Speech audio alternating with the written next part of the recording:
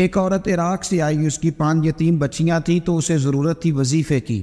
اس نے آ کے پوچھا حضرت عمر بن عبدالعزیز کا گھر کہاں؟ تو لوگوں نے فرمایا وہ سامنے جو ٹاٹ اور بوریے کا پردہ لٹک رہا ہے وہ عمر بن عبدالعزیز کا گھر ہے۔ دروازے پہ دستک دی تو ایک عورت اندر برتن دھو رہی تھی۔ پوچھا السلام علیکم، امیر المومنین سے ملنا ہے۔ وہ کہنے لگی اس درخت کی چھاؤں میں بیٹھ جاؤ، ابھی تشریف لاتے۔ تھوڑی دیر گزری تو حضرت عمر بن عبدالعزیز آئے تو کنویں سے پانی نکال کے سین میں کنواں تھا، تو جو جگہ میں مٹی اڑ رہی تھی گرد اڑ رہی تھی، ہوتا ہے عصر کے بعد لوگ پانی پھینکتے ہیں، وہاں پانی پھینکنے لگے، چھڑکاؤ کرنے لگے۔ تو تھوڑی تھوڑی باتیں وہ خاتون آپ سے کرنے لگی، تو وہ جو عورت آئی تھی وہ کہنے لگی تم غلام سے باتیں کر رہی ہو، تمہیں پردہ کرنا چاہیے۔ وہ کہنے لگی یہ غلام نہیں، یہ میرے شوہر ہیں اور یہ امیر المومنین عمر بن عبدالعزیز۔ کہنے لگی یہ عمر بن عبدالعزیز ہے؟ کہا ہاں یہ عمر بن عبدالعزیز ہے۔ تو وہ خاتون حاضر ہوئی، کھجوریں اس کو دی گئیں کھانے کے لیے۔ اس نے کہا حضور میری 5 یتیم بیٹیاں ہیں، مجھے وظیفہ چاہیے۔ جناب عمر بن عبدالعزیز نے ایک بیٹی کا نام پوچھا، ولدیت پوچھی، وظیفہ لکھا۔ عورت کہنے لگی اللہ تیرا شکر ہے میری بچی کا وظیفہ لگ گیا۔ دوسری کا نام پوچھا، ولدیت پوچھی، عمر پوچھی، وظیفہ لگایا۔ اللہ تیرا شکر ہے میری یتیم بچی کا وظیفہ۔ 4 بچیوں کے وظیفے عمر لکھتے رہے، خاتون اللہ کی حمد کرتی رہی۔ 5ویں کا لکھنے لگے تو کہنے لگی میں نے زمانہ بڑا دیکھا ہے پر عمر بن عبدالعزیز تیری طرح کا بندہ نہیں دیکھا۔ آپ فرمانے لگے اب میں 5ویں کا وظیفہ نہیں لکھتا، 4 کا وظیفہ جا کے گورنر سے منظور کرا لے اور 4 کو کہنا تھوڑا تھوڑا 5ویں کو بھی دے دے۔ حضور کیوں نہیں لکھتے؟ فرمایا جب تک تو حمد کے لائق رب کی حمد کر رہی تھی میں وظیفے لکھ رہا تھا، اب تو نے میری تعریفیں شروع کر دی۔ اپنی تعریف پر کیسے وظیفہ لکھوں؟ وہ تو حمد کے لائق ہے، اس کی حمد ہونی چاہیے، لیکن میں اپنی تعریف پر، اپنی خوشامد پر میں نہیں لکھتا۔ جا اللہ تعالیٰ تیری لیے بہتری کرے۔ وہ خاتون کہتی ہے میں وہاں سے آئی، مجھے مہینوں لگ گئے، سفر لمبا تھا، عراق پہنچی تو عراق کے گورنر کو جب میں نے وہ روکا دیا تو ان کی چیخیں نکل گئی، تڑپ کے روئے۔ میں نے کہا کیا ہوا؟ کہنے لگی بی بی جس نیک آدمی نے تجھے یہ لکھ کے دیا تھا چند دن ہوئے ان کا انتقال ہو گیا۔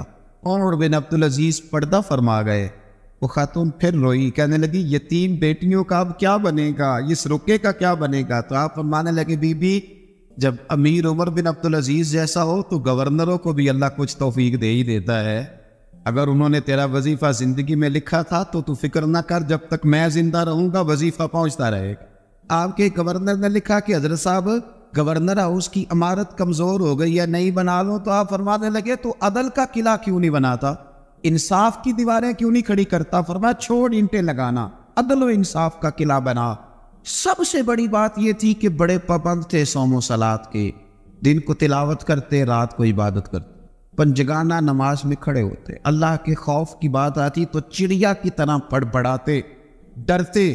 آپ کی اہلیہ کہنے لگی عمر بن عبدالعزیز یہ کیفیت کیسے ہوئی؟ فرمانے لگے ایک ذہن میں بات بیٹھ گئی تھی کہ رب نے حساب پوچھنا ہے اور میں نے حساب دینا ہے، تو جس کو پتا ہونا میں نے حساب دینا ہے اور مجھ سے کسی نے حساب پوچھنا ہے، پھر سمجھے حساب دینا ہے اور کسی نے حساب پوچھنا ہے، حساب دینا ہے اور حساب۔ تو فرماتے ہیں جب یہ ذہن بن گیا کہ میں نے حساب دینا ہے اور رب نے حساب پوچھنا ہے، تو بس پھر میں نے حساب کر کے رکھنا شروع کر دیا۔ پھر میں نے کوشش کی ہے کہ حساب کروں کہ نا انصافی نہ ہو جائے، ظلم نہ ہو جائے۔ ایک آدمی بڑی دور سے چل کے آیا، عرض کی حضور آپ کے گورنر نے میرا مال چھین لیا ہے، واپس نہیں کرتا۔ تو حضرت عمر بن عبدالعزیز رحمۃ اللہ نے رکا لکھا، فرمایا میں نے تو تجھے نیک آدمی سمجھ کے گورنر بنایا تھا اور تو لوگوں کے مال نہیں واپس کرتا، فوراً واپس کر۔ اس کے نام جب خط لکھا تو آدمی خوش ہو گیا۔ تو آپ فرمانے لگے اب یہ بتا تیرا آنے جانے کا خرچہ کتنا ہوا؟ عرض کی حضور کیا مطلب؟ آپ فرمانے لگے ایک تجھ پہ ظلم ہو اور دوسرا تیرے اوپر اور خرچے ڈالے جائیں۔ دیکھیں نا ایک آدمی کی زمین پہ قبضہ ہو، پھر وہ وکیل کرے، پھر وہ گواہ اکٹھے کرتا پھرے، پھر وہ مسائل میں الجھ جائے۔ جناب عمر بن عبدالعزیز نے ہمیں ایک سوچ عطا فرمائی، فرمایا ایک تیرے اوپر ظلم ہوا، ایک تجھے اتنی تکلیف ہوئی یہاں آنے کی، اور ایک تیرا خرچ ہوا، بتا کتنے پیسے؟ عرض کی حضور میرا تو لاکھوں کا مال آپ نے واپس کرا دیا ہے، اب چھوڑے خرچے کو۔ فرمایا نا بھائی یہ میرے رسول کائنات کا دین ہے، اس میں ہم ہر شے کا حساب کر کے رکھیں گے۔ تیرا خرچ ہوا ہے، تیرا خرچہ ہوا ہے، تجھے آنا پڑا، تجھے جانا پڑا۔ اور دنیا کے منصفوں، فیصلے کرنے والوں، تھوڑا خیال تو کرو کتنے لوگ ہیں جو رول گئے بیچارے رستوں میں کچہریوں، جو عدالتوں کے چکر لگا لگا کے تھک گئے، جن کی اولادیں تڑپ اٹھی، مکان بک گئے، انہوں نے اپنے حقوق کیا لینے تھے، ان کی تو باقی چیزیں بھی چلی گئیں۔ فرمایا خرچہ بتا کتنا ہوا؟ عرض کی حضور 60 دینار تقریباً۔ فرمایا اسے مال خزانہ سے 60 دینار بھی دو۔ پھر فرمایا میری جیب سے اسے 50 اور دو تاکہ یہ آنے جانے میں مزید روٹی کھا سکے، گوشت کے ساتھ روٹی کھائے۔ اور پھر فرمایا معاف کر دینا، حکومت عمر بن عبدالعزیز کی تھی پر تجھے بڑی تکلیف اٹھانی پڑی، اذیت اٹھانی پڑی۔ یارو اس رنگ میں اس شخص نے حکومت کی، اس انداز میں، اور سب سے بڑھ کر بنو امیہ میں سے تھے، لیکن میرے رسول پاک کی اولاد سے جو پیار، حضور کی نسل سے، کسی نے آپ کے سامنے کہہ دیا، امام جلال الدین سیوطی نے اس کو لکھا ہے، کسی نے عمر بن عبدالعزیز رضی اللہ تعالیٰ عنہ کے سامنے کہہ دیا یزید امیر المومنین تھا، مومنوں کا امیر تھا۔ فرمایا پکڑو اس بدذات کو 20 کوڑے مارو، پکڑو اس نالائق کو، اسے 20 کوڑے مارو۔ یہ نبی پاک کے خاندان کے قاتل کو امیر المومنین کہتے ہیں؟ یہ فتویٰ جناب عمر کا۔ مولا علی شیر خدا کی اولاد میں سے ایک شہزادے آپ کے پاس آئے کسی کام کے لیے، تو عمر بن عبدالعزیز اٹھ کے کھڑے ہو گئے، ہاتھ باندھ دیے، کہنے لگے حضور ساری دنیا میرے پاس آئے، آپ نا ایک رکا لکھ دیا کریں یا پیغام دے دیا کریں، اس لیے کہ اس دھرتی پہ جو کچھ بھی ہے وہ مدینے والے رسول کا ہی صدقہ ہے۔ حضور کی اولاد سے پیار، نبی پاک صلی اللہ علیہ وسلم کے خاندان کے ساتھ محبت۔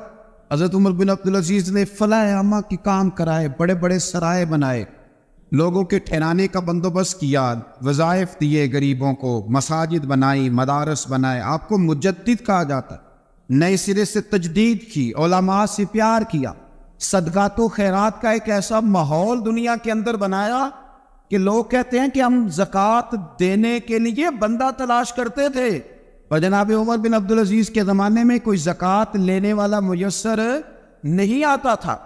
ایک شخص ملا تو لوگوں نے اس کو اتنی زکوٰۃ دی، اتنی زکوٰۃ دی، اتنی زکوٰۃ دی، لوگ خوشحال ہو گئے، اتنی زکوٰۃ دی کہ اگلے سال وہ خود زکوٰۃ دے رہا۔ حضرت عمر بن عبدالعزیز نے ایسا ماحول بنا کے لوگوں کو دیا، اس طرح کی نوعیت آپ نے لوگوں کو دی کہ خوشحالی نظر آنے لگی۔ ذمیوں کے، غیر مسلموں کے حقوق کا بھی تحفظ فرمایا۔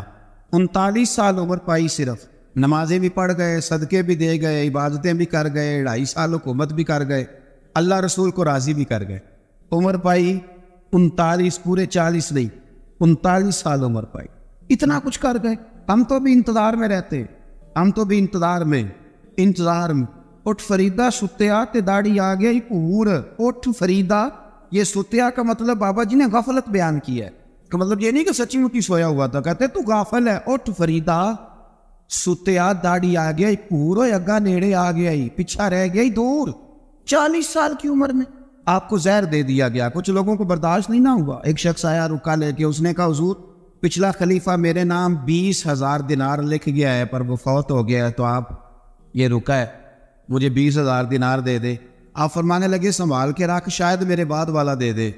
رکا سنبھال کے رکھ، پر مجھ سے نہ امید رکھنا 20,000 دینار تو میں 20,000 گھر میں دوں گا اور 20,000 چولہے جلاؤں، میں ایک آدمی کو اتنا امیر کر دوں اور باقی لوگ دیکھتے رہیں۔ آپ کو زہر دے دیا گیا، بیمار رہے، بچوں کو بلایا اور میں بیٹا میں جہنم سے ڈر گیا تھا، تمہارے لیے مال نہیں جمع کر سکا۔ اس دل نکلا، شدید علیل ہو گئے۔ وہ جو آیت میں نے پڑھی ہے نا، آپ کی اہلیہ کہتی ہیں کہ آخری وقت آپ کی زبان پر وہ آیت جاری ہوئی، تلک الدار الآخرۃ نجعلھا للذین لا یریدون علوا فی الارض ولا فسادا والعاقبۃ للمتقین۔ فرمایا یہ آخرت کا گھر ہے، ان لوگوں کو ملے گا جو نہ زمین میں تکبر کرتے ہیں نہ فساد چاہتے ہیں۔ یہ آیت پڑھی اور روح پرواز کر گئی۔ مرنے سے پہلے، وصال سے پہلے 10 دینار یا 20 دینار دے کے اپنے بیٹے کو بھیجا، فرمایا گاؤں میں جاؤ اور میرے لیے زمین خریدو قبر کے لیے، اور اگر گاؤں والے خوشی سے دے دیں تو خریدنا، اور اگر انہیں دقت ہو تو انہیں تنگ نہ کرنا۔ 10 دینار کی زمین خریدنے کے لیے جب بیٹا جانے لگا تو اس نے کہا حضور کچھ لوگوں کی خواہش ہے کہ آپ کا جسد خاکی مدینے لے جایا جائے اور نبی پاک علیہ السلام کے پہلو میں آپ کو دفن کیا جائے۔ آپ فرمانے لگے پتر میں اس قابل نہیں ہوں کہ حضور کے ساتھ دفن کیا جائے، نہ میں اس قابل نہیں، اس طرح کرنا میرے پاس حضور کے کچھ ناخن اور بال ہیں، جب میرا انتقال ہو جائے تو میری قبر میں رکھ دے۔ اور پھر حضرت عمر بن عبدالعزیز نے فرمایا مجھے نہ سستا کفن دینا 2 دینار کا، اس سے زیادہ کفن نہ دینا، 2 دینار کا کفن۔ حضور آپ کا مال ہے کچھ پڑا ہوا تو اس میں سے اچھا کپڑا خریدا جا سکتا ہے۔ فرمایا نہ بھائی 2 دینار کا کفن خریدنا۔ حضور کیوں ہے؟ فرمایا اس لیے کہ اگر میں نیک ہوا تو اللہ مجھے جنت کا لباس عطا فرما دے گا، اگر میں بد ہوا تو یہ بھی تو پھاٹی جائے گا، چیر دیا جائے گا، قبر توڑ دے گی پسلیاں، لہذا مجھے مہنگا کفن نہ دے، 2 دینار کا۔ آپ کے وصال سے کچھ عرصہ پہلے نا آپ نے ایک قاصد بھیجا، روم کے بادشاہ کے پاس وہ گیا تو وہاں اس نے ایک عجیب منظر دیکھا کہ وہاں ایک حافظ قرآن نابینا آدمی قید ہے، اس کی آنکھیں موجود نہیں ہیں اور وہ چکی چلاتا ہے، آٹا پیستا ہے۔ اس قاصد نے اسے پوچھا تو یہاں کب سے ہے اور یہ تیرے ساتھ معاملہ کیسے ہوا؟ تو وہ کہنے لگا مجھے انہوں نے گرفتار کر لیا، پھر مجھے کہنے لگے عیسائی ہو جاؤ، میں نے انکار کیا تو انہوں نے میری آنکھیں نکال دی، اب میں صبح شام یہ تھوڑا سا کام کرتا ہوں، چکی پیستا ہوں تو روٹی دے دیتے ہیں۔ وہ قاصد حضرت عمر بن عبدالعزیز کے پاس آیا اور آ کے کہا حضور ایک اس طرح کا مسلمان روم کے بادشاہ کے پاس قید ہے، ایک مسلمان کی تکلیف۔ حضرت عمر بن عبدالعزیز نے جب سنا تو رو پڑے، اور میں وہ قید ہے اور وہاں قید ہے اور ہم یہاں آرام سے بیٹھے۔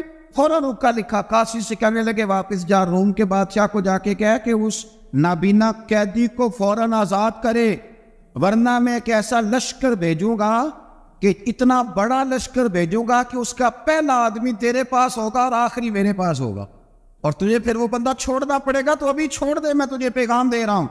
وہ قاصد کہتا ہے جب میں رکا لے کے پہنچا، ظاہر ہے بڑا لمبا سفر ہوتا تھا، آنے جانے میں مہینوں میں لگ جاتے تھے، کہتے میں نے رکا دیا تو اس نے پڑھا، کہنے لگا میری طرف دیکھ کے رکا میں نے پڑھ لیا ہے، علماء کو جانتے ہیں، تاجر تاجروں کو جانتے ہیں، تو بادشاہ بھی بادشاہوں کو جانتے ہیں، اور میں تم مسلمان ہو میں نہیں ہوں، پر اتنی تم اس درویش کی قدر کرتے ہو، میں تم سب سے بڑھ کر قدر کرتا ہوں۔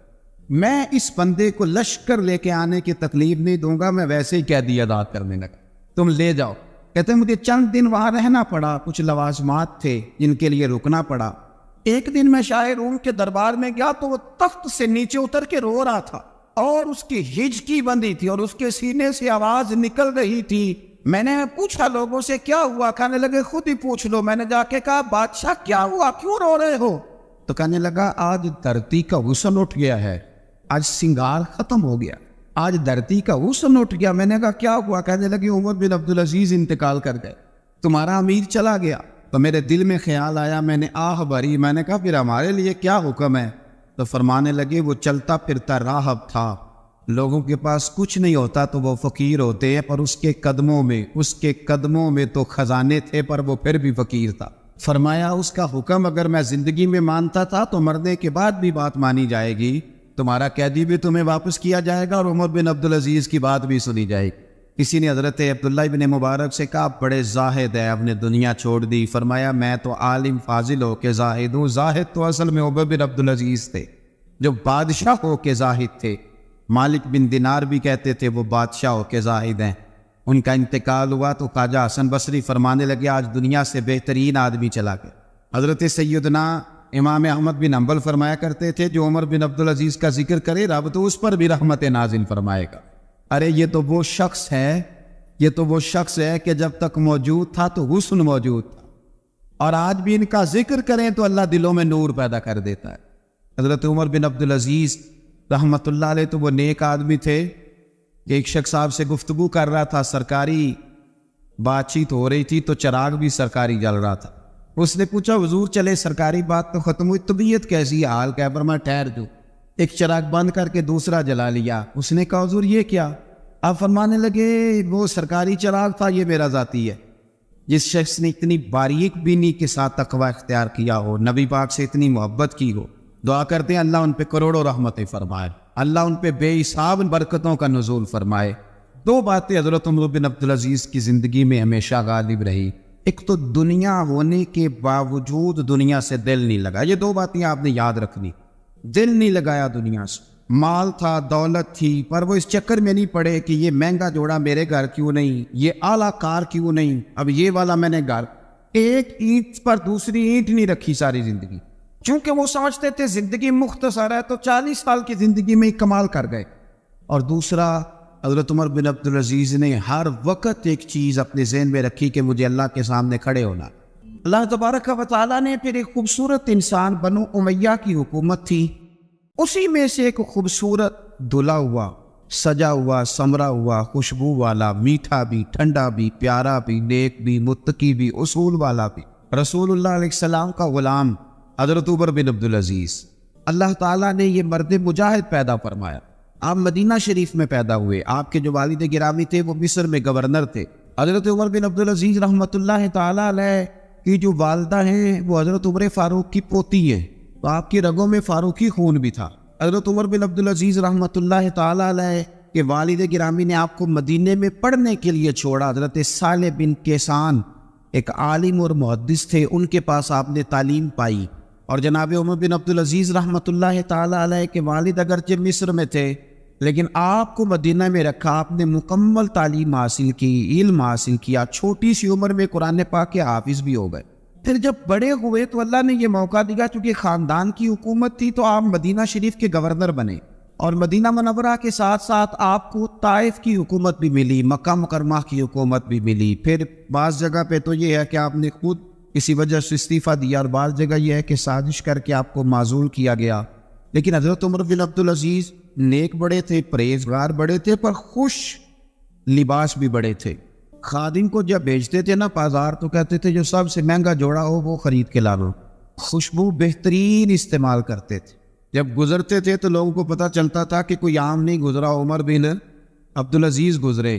جب تک گورنر رہے، جب تک خاندان میں رہے، ماحول اور رہا۔ سلیمان بن عبد الملک خلیفہ جب جانے لگے تو انہیں وصیت کر دی کہ میرے بعد عمر بن عبدالعزیز خلیفہ آ گئے۔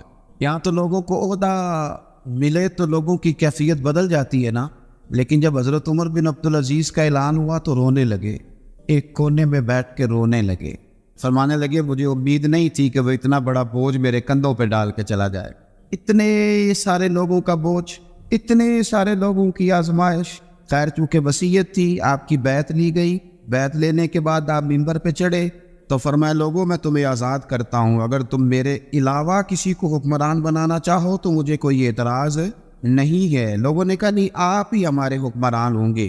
حضرت عمر بن عبدالعزیز دنیا اسلام کے اندر ایسی مثال ہیں، اچھی طرح سمجھ لیں کہ جب حالات اب نہیں اب تر ہو گئے تھے، بد نہیں بدترین ہو گئے تھے، اور بڑے بڑے لوگوں نے عجیب ماحول گھڑ لیے تھے، اس ماحول میں آئے، لمبی نہیں 2.5 سال حکومت کی صرف، لیکن لوگوں کو حضرت صدیق اکبر کی یاد آنے لگی، لوگوں کو سیدنا فاروق اعظم کیا۔ آپ کی جو بیوی تھی وہ بھی بادشاہ کی بیٹی تھی، بادشاہ کی بیوی بھی بن گئی۔ پہلے دن اپنی بیوی سے کہا کہ اب ہم بن گئے ہیں امیر، اب ہمارے ذمے بہت ساری ذمہ داریاں ہیں، اب حالات اس طرح کے نہیں ہوں گے جس طرح کے پہلے ہوا کرتے تھے، اب تمہیں میرا ساتھ دینا ہے، اپنا سارا زیور دو، میں بیت المال میں جمع کرانا چاہتا ہوں۔ یہ بڑا مشکل کام ہوتا ہے کسی خاتون کے لیے، سارا مال وہاں جمع کرا دیا۔ پہلے دن ہی سارے کپڑے سپڑے حضرت عمر نے اپنے خیرات کر دیے، سادہ لباس پہن لیا، اور بڑی تھوڑی غذا گھر میں آتی تھی، بیت المال سے تھوڑا سا وظیفہ، جائیدادیں ساری دے دی اللہ کے رستے، غریبوں میں بانٹ۔ ایک دن گھر میں تشریف لائے تو بچیوں نے منہ پہ ہاتھ رکھ لیا۔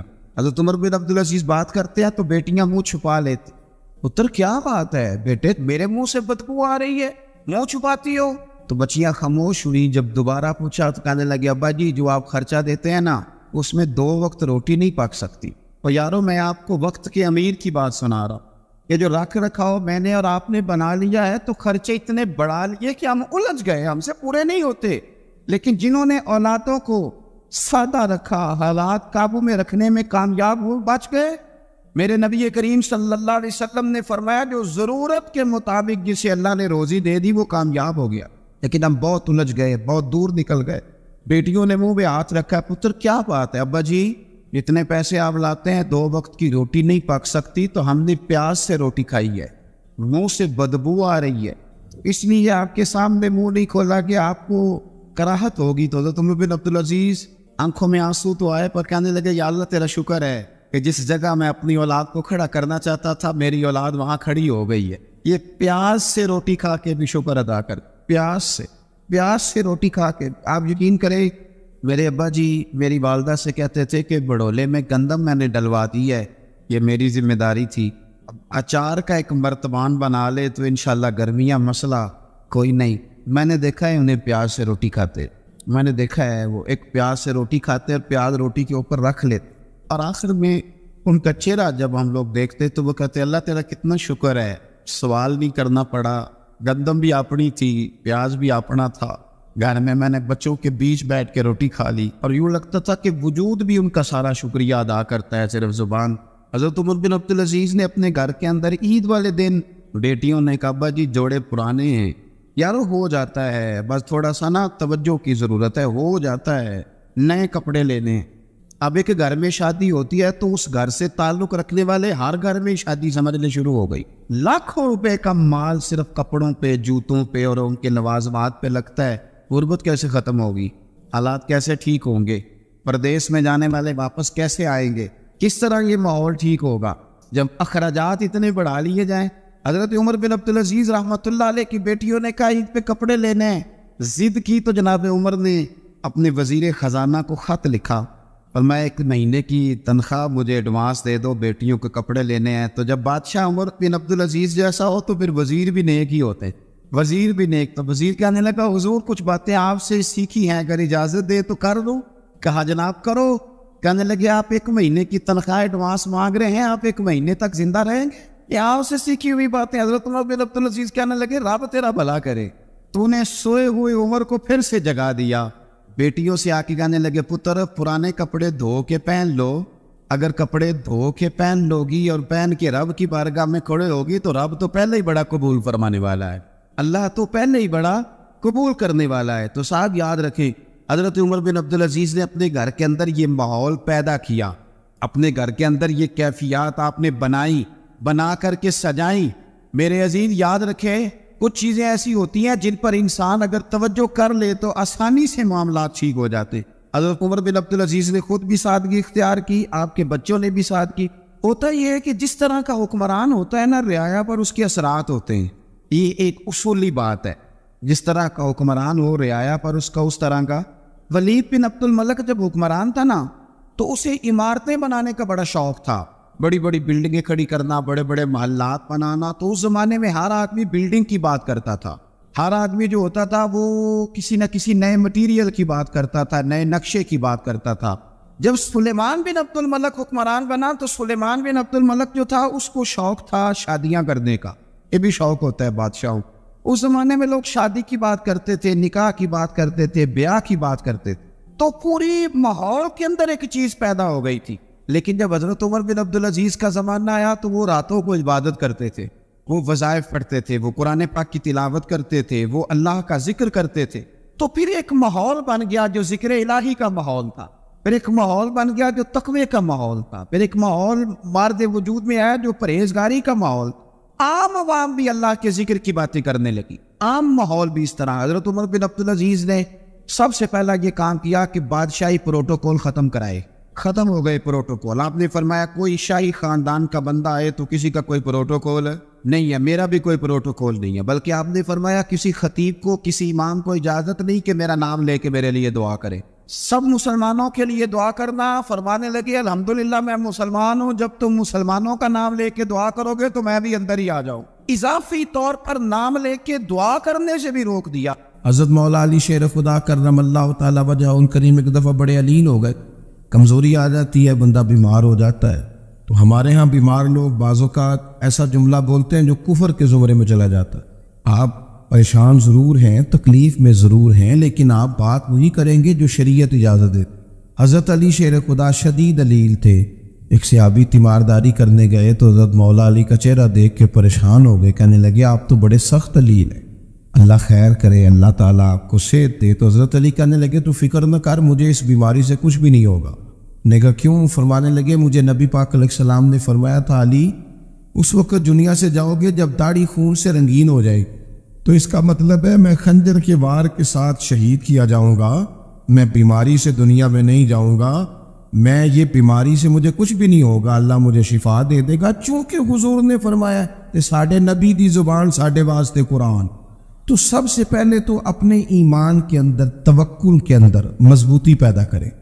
مسلمان دیکھو نا, نماز پڑھنے سے روزی میں برکت ہوتی ہے، تو پھر اس کا مطلب یہ ہے کہ جب ٹائم آئے نا نماز کا تو گاہک جتنے مرضی کھڑے ہوں پھر دکان بند کرنی چاہیے، پھر نماز پڑھنی چاہیے، کیونکہ روزی تو اللہ نے دینی ہے، گاہکوں نے تو دینی۔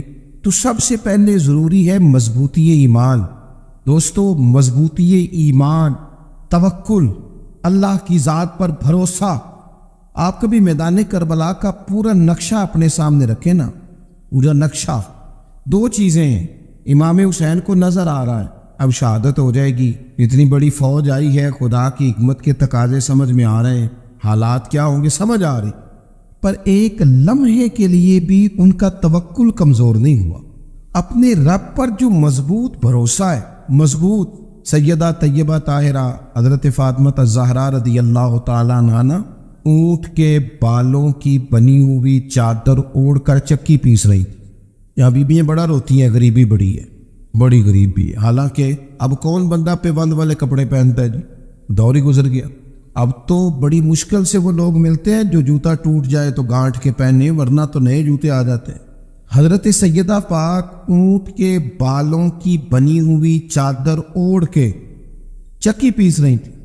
نبی پاک صلی اللہ علیہ وسلم نے دیکھا، آنکھوں میں آنسو ضرور آئے، پر محبوب نے فرمایا فاطمہ دنیا میں تھوڑی سی تکلیف برداشت کرو، قیامت کی ساری عزت اللہ آپ کو ہی عطا فرمائے۔ تو توکل کی مضبوطی، اللہ کی ذات پر بھروسہ، اپنے رب کریم کے ساتھ امیدوں کا وابستہ کرنا، اس سے مضبوطی آئے۔ دوسرا فرمایا وَعَامِلُوا الصَّالِحَاتِ، بہترین عمل کیا جائے زندگی میں، نیک اعمال کیے جائے، وقت ضائع نہ کیا جائے، ہر وقت کوئی نہ کوئی کام بندہ کرتا رہے۔ یہاں بہت سارے لوگ ہیں جن کو لوگ نیک کہنا شروع کر دیتے ہیں نا، وہ سمجھ لیتے ہیں شاید ہم سچی مچی نیک ہیں۔ لوگ جو کہتے ہیں حضرت صاحب قبلہ، پیر صاحب قبلہ، میں یہ طالب علموں کو، دوستوں کو، بلکہ اپنے آپ کو بھی کئی دفعہ کہتا رہتا ہوں، اپنے آپ کو سمجھاتا ہوں کہ یہ لوگ تجھے کہہ رہے ہیں حضرت صاحب، یہ تو رات کو تو اپنے آپ سے پوچھنا، اپنے رب سے پوچھ، کبھی موقع ملے تو اپنی گریبان میں جھانک، غور کر کے تیری کیفیت کیا ہے، تنہائی میں تیرا دل اللہ سے جڑتا ہے کہ نہیں، عبادت میں دل لگتا ہے کہ نہیں، خدا کا خوف دل میں رہتا ہے کہ نہیں، غریب کی محبت، عزیزوں قربت والوں کا احساس طبیعت میں موجود رہتا ہے کہ نہیں۔ ویسے تو میرا مطلب ہے، لوگ کہہ دیتے حاجی صاحب آپ بڑے سخی ہیں، تو اس سے تو نہیں نا بندے نے سخی ہونا، سخی تو تب ہونا ہے جب اللہ کی بارگاہ میں مقبول ہو، اعمال صالحہ، نیک کام، اور وہ کرتا رہے بندہ، کوئی بھی کام اسے نیکی کا مل جائے نا۔ دیکھو نبی پاک صلی اللہ تعالیٰ علیہ وسلم نے فرمایا نیکی کو کبھی حقیر نہیں سمجھنا، کبھی حقارت سے نہیں نیکی کرنی کہ یہ بڑی چھوٹی ہے تو میں اس کو کروں، اب فرمایا کبھی حقیر نہ سمجھنا، نیکی کا کام جو بھی ملے کر دینا۔ فرمایا اگر بھائی سے مسکرا کے ملو گے بھی نا تو اس پر بھی اللہ تمہیں صدقے کا ثواب عطا کرے گا۔ ہم تو اس دین سے کے ماننے والے ہیں جو کہتے ہیں تو گلی سے روڑا اٹھا دے، کانٹا اٹھا دے، کسی کی تکلیف دور کر، کسی اس پر گنجائش کر، کسی کے لیے آسانی کر، جو بھی خیر کا کام میسر آئے پورے دن میں اسے چھوڑے نہیں۔ صبح گھر سے نکلے، وہ ایک صحابی تھے، غالباً تابعی تھے، تو بازار جاتے اپنے غلام کے ساتھ تو سارا بازار گھوم کے واپس آ گئے۔ خادم نے کہا جناب کو نہ کوئی خریدا نہ کچھ بیچا، تو آپ سارا بازار گھوم کے آ گئے۔ فرمانے لگے تیرا کیا خیال ہے؟ میں نے کچھ بھی نہیں کیا۔ کہا جناب پھر کیا کیا ہے؟ فرمانے لگے تم نے دیکھا جو بندہ بھی گزرا ہے میں نے اس کو کہا السلام علیکم، تو کتنی کو نیکیاں میں جمع کر کے آ گیا ہوں۔ کوئی خیر جو میسر آئے، ہم سمجھتے ہیں کہ شاید وہ کروڑ کو روپیہ ہوگا تو پوری مسجد بناؤں گا تو پھر میں نے نیکی کر دی ہے، شاید جناب میں، حالانکہ یہ چھوٹے چھوٹے کام ہیں نا، چھوٹے چھوٹے کام، ان سے تو ان کی تو زیادہ ضرورت ہوتی ہے، ان کی تو زیادہ حاجت ہوتی ہے۔ کوئی آپ رستے میں گزر رہے ہیں تو نیچے کوئی کھڈا بنا ہوا ہے، اس پر ہم کیا کرتے ہیں، گاڑی میں بیٹھ کے تبصرہ کرتے ہیں اے روڈ کھورے کا تو بننا ہے بھئی، یہ کھڈا ہے نا تو آپ نیچے اترے نا، تو آپ دھابڑا لیں نا، کئی پکڑے نا، یہ تو 5 منٹ کا کام ہے، یہاں آسانی کر دیں نا، آپ اس میں گنجائش کر دیں۔ حضور سید عالم علیہ السلام نے فرمایا، امام راضی نے حدیث لکھی ہے، قیامت کے دن ایک بندے کو اللہ معاف کرے گا تو مالک وہ بندہ عرض کرے گا یا اللہ میں تو بڑا گناہگار ہوں، کس وجہ سے معافی ہوئی؟ فرمایا رات کے وقت تو گزر رہا تھا، تیرے پیر سے روڑا ٹکرایا تھا اور تو نے اٹھایا ادھر ادھر دیکھ کے کہ کوئی اللہ کے کسی بندے کو تکلیف نہ ہو جائے۔ کہ مالک ہو وہ تو میں نے زمانہ بیت گیا، کوئی اتنی بڑی بات بھی نہیں سمجھی، تو رب کریم نے فرمایا تو رات کے اندھیروں میں بھی میرے بندوں کا خیال رکھتا تھا تو میں تیرا خیال نہ کروں؟ کوئی عمل ہمارے ہاں لوگ کوئی کام نہیں کرتے، بالکل نہیں، کوئی کام نہیں، نہ بڑے نہ چھوٹے نہ سمجھدار نہ ان پڑھ، کچھ بھی نہیں، نشستن گفتن برخاستن، بیٹھو راج کے گپے مارو، تبصرے کرو فلانا کچھ نہیں کر رہا، فلانا کچھ نہیں کر رہا، اس کے بعد اٹھ کے چلے جاؤ، کچھ کریں، وعاملوا الصالحات، نیکیاں جمع کریں زندگی میں، خزانہ بنائیں، خزانہ، اپنی ڈیوٹیاں اپنی ذمہ داریاں پوری کریں، ہر وقت کام، ہر وقت ذمہ داری، ہر وقت ڈیوٹی۔ دیکھیں نا امام حسن اور حسین، ان کی آپ کبھی زندگی کا مطالعہ کریں، فرض نماز کے علاوہ 100 رکعت نماز نفل روز پڑھنی ہے، پتہ کرنا ہے غریب کہاں کہاں ہیں، ان کا خیال رکھنا ہے، اور نیرے پیسے نہیں دینے۔ ہمارے یہاں لوگ غریبوں کو پیسے ضرور دیتے ہیں، عزت نہیں دیتے، ان کو 4 پیسے کی مدد ضرور کر دیتے پر عزت نفس کا خیال نہیں رکھتے۔ امام زین العابدین رضی اللہ تعالیٰ عنہ فرماتے ہیں، گزر رہے تھے، آپ دیکھیں نا امام غزالی حدیث لائے ہیں کہ بندہ اور کچھ نہ کرے، کسی مومن کا دل راضی کر دے تو اللہ 60 سال کی نفلی عبادت کا ثواب عطا کرتا ہے۔ دل بدستاور کی حج اکبر است، از ہزارہ کعبہ یک دل بہتر است۔ کسی کا دل خوش کر دینا، اس کو راحت دے دینا، اس کو قرار دے دینا، اس کے لیے کوئی ایسا سامان کر دینا کہ بندہ مطمئن ہو جائے، سکون ہو جائے۔ یہ ہمارے ہاں جو لوگ ہوتے ہیں نا سرکاری ملازمین، ڈیوٹیوں والے، ان کی طبیعتوں میں تلخی ہوتی ہے۔ یہ اگر صرف پیار کرنے لگ جائے نا، سے وابستہ لوگ میرے احباب میں سے ہیں، تو میں ان سے کہتا ہوں کہ شفا تو اللہ نے دینی ہے، چلو تم دعائی تو آج کے دیا کرو نا، تم آنے والے کی بات تو توجہ سے سنو۔ وہ بیچارہ اپنی بات، ہمارے ایک بزرگ تھے تو تعویذ لکھا کرتے تھے، بڑے عالم تھے، مجھے کچھ تھوڑی سی نا میرے دل میں ان کے بارے میں خفگی رہتی تھی کہ آپ اتنے بڑے عالم ہیں، آپ کتاب لکھیں، آپ تعویذ لکھ رہے ہیں، اور پھر لوگوں نے کمائی کرنی ہوتی ہے، آپ تو مفت دیتے ہیں سارا، اتنی لمبی ڈیوٹی، سارا دن بیٹھے رہتے ہیں آپ اور لکھتے تعویذ ہیں، پڑھائیں آپ۔ میں نے ایک دن ان سے گزارش کی، میں نے کہا شیخ آپ بڑے آدمی، جن لوگوں کو اللہ نے رسوخ فی العلم عطا فرمایا ہوتا ہے ان میں سے آپ، اللہ نے آپ کو پختگی دی ہے علم میں، شعوری عالم میں، آپ سارا دن تعویذ۔ فرمانے لگے یار میں تعویذ نہیں لکھتا، اصل مسئلہ یہ ہے کہ جو تعویذ لینے آتا ہے وہ اپنا سارا دکھ سناتا ہے، تو میں تعویذ نہیں لکھتا، میں نہ بس لوگوں کے کلیجے ٹھنڈے کرتا ہوں، میں کسی کا، اب تو بچوں کے پاس ٹائم ہی نہیں، وہ تو ابا کا دکھ نہیں سنتے، بالکل نہیں، وہ تو ڈھونڈتے ہیں کوئی کونا ملے تو جا کے موبائل دیکھے، تو بیٹھتے ہی نہیں۔ اماں کہہ رہی ہوتی ہے کہ پتر کو 10 منٹ میرے پاس بھی بیٹھا کر، لیکن پتر مصروف بڑا ہے، ویڈیو چڑھانی ہے، اس نے ٹک ٹاک بنانا ہے، اس نے نئی تصویر چڑھانی۔ ہم الجھ گئے، یہ چیزیں انسان کو نفسیاتی طور پر کمزور کر دیتی ہیں، جو لوگ زیادہ یہ کام کرتے ہیں ان کے حافظے کمزور ہو جاتے، وہ الجھ جاتے ہیں، انہیں پتہ نہیں ہوتا رات میں نے کیا کہا تھا، صبح میں کیا کہہ رہا، ہر وقت نہیں، ضرورت کے وقت، ہر ٹائم نہیں، مخصوص اوقات۔ حضرت امام زین العابدین رضی اللہ تعالیٰ عنہ فرمانے لگے، ہم گزر رہے تھے، امام حسین ساتھ تھے، تو رستے میں نہ کچھ غربا، غریب لوگ بیٹھ کے کھانا کھا رہے، کہتے ہماری ان پر نظر پڑی تو انہوں نے حضرت امام حسین رضی اللہ تعالیٰ عنہ سے کہا حضور آئیے تشریف لائیے کھانا کھائیے۔ وہ ضروری نہیں ہوتا آپ کو سب کا کھانا پسند ہی آئے، ٹیسٹ اپنے اپنے ہوتے ہیں، یہ ضروری تو نہیں، کھانا پسند نہ بھی آئے تو دل تو پھر بھی راضی رکھنا چاہیے۔ قربان جائیں نبی پاک نے کس طرح ہماری تربیت کی۔ حضرت عائشہ صدیقہ رضی اللہ تعالیٰ عنہ فرماتی ہیں کریم محبوب کا میں نے یہ طریقہ دیکھا کہ اگر کھانا ناپسند ہوتا تو چھوڑ دیتے، پر کبھی اس میں سے نقص نہ نکالتے، عیب جو ہی نہ کرتے۔ تو گرمی کے موسم میں کھڑی ہے بیچاری خاتون، اور کتنی مشقت سے اس نے کھانا بنایا، اور کتنی گرمی سہی ہے چولہے کے سامنے، لیکن صاحب وہ کھانا رکھا ہے تو وہ کہتے ہیں یہ تو کی پکایا ہے، وہ کھانے والی چیز ہے بھئی، اس طرح کرنا، اب جو اگلی ہنڈی ہے وہ تو پکا، ہاں نہ تو کھڑا ہو، یہ پتہ چلے یہ کام کتنی مشقت کا ہے۔ زندگی میں کچھ تھوڑا سا دوسروں کا خیال رکھنا یہ بھی تو دین کا حصہ ہے۔ آپ اپنی زندگی میں ہمیشہ اپنے لیے سوچیں، کسی اور کا سوچیں ہی نہ۔ تو میرے عزیز یاد رکھیں گے آپ، امام زین العابدین کہتے ہیں نبی پاک صلی اللہ تعالیٰ علیہ وآلہ وسلم نے نا حضرت امام علی مقام کی، امام حسن اور حسین کی اس طرح سے کچھ تربیت فرمائی تھی کہ غریب پروری ان کے اندر رچ بس گئی، مزاج بن گیا۔ وہ غربا بیٹھے تھے، دسترخوان بچھائے سڑک کے کنارے، تو امام حسین گزرے تو انہوں نے آواز دی، امام صاحب لوگ ذائقہ لگے، حضور تھوڑی روٹی نہیں کھا لیتے ہمارے ساتھ؟ تو امام صاحب آ گئے، نیچے بیٹھ گئے غریبوں کے ساتھ۔ کوئی جرت کرے نا، چلو امیروں نے تو غریبوں کے ساتھ بیٹھنے کی جرت نہیں کرنی، کوئی پیر ہی بیٹھ جائے غریبوں کے ساتھ، وہی مہربانی کر دے کہ میں پیر صاحب ہوں، قبلہ ہوں، تو میں ہی چلو لنگر کھا لوں مریدوں کے ساتھ بیٹھ کے. ہماری تو محفلوں میں بھی نا جی نعت خانوں کا، مولویوں کا، دوسروں کا کھانا اور ہوتا ہے، اور غریب آدمی کو شاپر میں چاول ڈال کے دیتے ہیں، ساتھ اسے کہتے ہیں یہ لنگر شریف ہے. بھئی اگر یہ شریف ہے، تبرک ہے، تو اے پیر صاحب نو نہیں سی لنگدا، اڑتا ہے گلے میں لنگر ان کو. یہ لنگر شریف جو ہے یہ نعت خاں کو بھی تو گزرنا تبرک ہے کہ نہیں؟ ہاں نہ تو کرو نا. تو جیڑی زیادہ تبرک والی شے ہے وہ پیروں نو بھی تو کھانی چاہیے نا.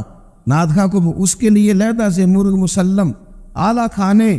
میں اکثر دوستوں سے کہتا ہوں چلو میلاد شریف پہ ہی صحیح سب کے لیے اچھا کھانا پکاؤ. چلو جس غریبوں کے بچوں کو بیچاروں کو سارا سال وہ بوٹیوں کے لیے لڑتے ہیں، تم میلاد پہ اچھی روٹی پکا دو، تو بچہ جب کھائے گا نا بہت ساریاں بوٹیاں اور چاول، اور اپنے ابا سے پوچھے گا کہ ابا جی آج کی گل ہے، بڑا گوشت پہ لبد ہے. تو ہو سکتا ہے غریب باپ روئی پڑے اور اسے کہے پتر تو آج راج راج کے کھاج ساڑھے نبی پاک دا میلاد شریف ہے. تو امام حسین رضی اللہ تعالیٰ عنہ نا آ کے غریبوں کے بیچ بیٹھ گئے زمین پہ. انہوں نے کہا کھائیے. تو وہ جس طرح وہ کھا رہے تھے نا سادے برتنوں میں امام حسین کھانا کھانے لگ گئے. میں نے کہا خیر کا کام کوئی بھی ملے اسے ضائع، چلو اور کچھ نہیں کر سکتے تھے، کسی کو سڑک ہی پار کرا دینا بھی نہ، چلو اور کچھ نہیں کر سکتے تو آپ کو پتہ ہے کہ سامنے والا بوجھ لے کے گزر رہا ہے، آپ تھوڑا سا ہٹ جائے روڈ سے، اسے گزر لینے دے. کوئی تو کام زندگی میں کوئی ارادہ تو خیر کا بندہ کرے. امام حسین بیٹھ گئے، ان کے ساتھ روٹی کھائی. تھوڑی دیر کے بعد اجازت لی، فرمایا جاؤں. کہنے لگے حضور اور کھائیے. فرمانے لگے میں تو ابھی روٹی کھا کے آیا تھا اور آج تک ایسا نہیں ہوا کہ دوبارہ کھانا کھاؤں. ایک لقمے کی بھوک نہیں تھی، جتنا بھی کھایا ہے نا یہ تمہارا دل خوش کرنے کے لیے کھایا ہے. غرباء مساکین کی وعامل الصالحات، ایماندار بندہ ایمانداروں جیسے کام کرتا ہی اچھا لگتا. 25 حج کیا امام حسن اور حسین نے مدینے سے مکے پیدل جا کے. میں کہتا ہوں چلو ہم باجماعت نماز ہی پڑھ لیا کریں. چلیں حضور صلی اللہ علیہ وسلم نے فرمایا فجر کی نماز پڑھ کے بیٹھ جاؤ، اشراق چاشت تک اللہ کا ذکر کرو. 2 نفل اشراق کے 2 چاشت کے پڑھ لو، اللہ 2 حج اور 2 عمرے کا ثواب عطا کر دے گا. مشکل کام تو نہیں ہے، مشکل تو ہاں ہی نہیں کیتی تھے، یہ مشکل ہے. ویسے یہ کہ آنکھ کھل جائے تو 25-30 منٹ 40 منٹ موبائل پہ گزر جائے وہ تو سوکھا ہے، یہ مشکل ہے. دوستو نیک اعمال ان پر کوشش، اہل بیت نے ہمیں سبق یہ پڑھایا ہے، حضور کے اصحاب نے ہمیں سبق یہ پڑھایا. تیسری بات فرمایا وَتَوَاصَوْا بِالْحَقِّ. صرف یہ نہیں کہ تم نماز پڑھ کے تو بیٹھ جاؤ، تم نے نا بے نمازی کو نماز کی دعوت بھی دینی ہے. مظلوم پر ظلم ہوتا رہے اور کونے میں چپ کر کے بیٹھے نہیں رہنا، بلکہ اگر ہاتھ پکڑا جا سکتا ہے تو ظالم کا ہاتھ پکڑنا ہے. نبی پاک علیہ الصلوۃ والسلام نے فرمایا اپنے بھائی کی مدد کرو چاہے وہ ظالم ہو یا مظلوم ہو. بھائی کی مدد کرو چاہے ظالم ہو یا مظلوم ہو. تو صحابہ نے عرض کی یا رسول اللہ صلی اللہ تعالیٰ علیہ وسلم یہ مظلوم کی مدد تو سمجھ میں آتی ہے، یہ ظالم کی مدد کیسے کریں؟ یا رسول اللہ صلی اللہ تعالیٰ علیہ وسلم مظلوم کے ساتھ کھڑا ہونا تو ہماری عقل میں آ گیا، تو ظالم کی مدد کیسے کرنی ہے؟ نبی پاک صلی اللہ تعالیٰ علیہ وسلم نے فرمایا ظالم کو ظلم کرنے سے روک دو، تم نے اس کی مدد کر دی، اسے باز کرو.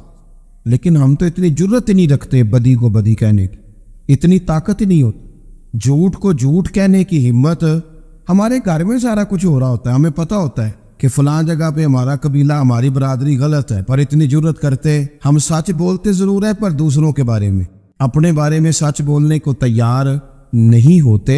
جرت کا مظاہرہ کریں، زندگی میں حق کو حق کہنا سیکھیں، غلط کو غلط کہنا سیکھیں، جھوٹ کو جھوٹ کہیں، بدی کو بدی کہیں، سچائی کا ساتھ دیں ہمیشہ. ہم نے جب تک دیکھو نا ظلم ہوتا رہے، زیادتی ہوتی رہے، اپنا دروازہ اندر سے بند کر لو، پتر باہر نہ جانا. کیوں جی؟ باہر اس پہ ظلم ہو رہا ہے، ان کے گھر آگ لگی ہے، کوئی ہمارے گھر تو نہیں نہ لگی. یاد رکھنا پڑوسیوں کی آگ نہ بجھاؤ گے تو اپنے گھر بھی آ جائے. اگر مظلوم کا ہاتھ نہیں پکڑو گے تو ظالم دلیر ہو جائے.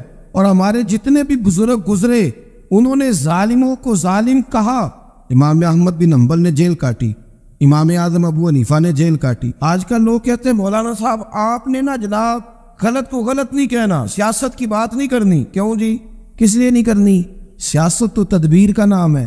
بنو اسرائیل میں جتنی بھی تدبیر ہوتی تھی وہ سارے انبیاء کیا کرتے تھے.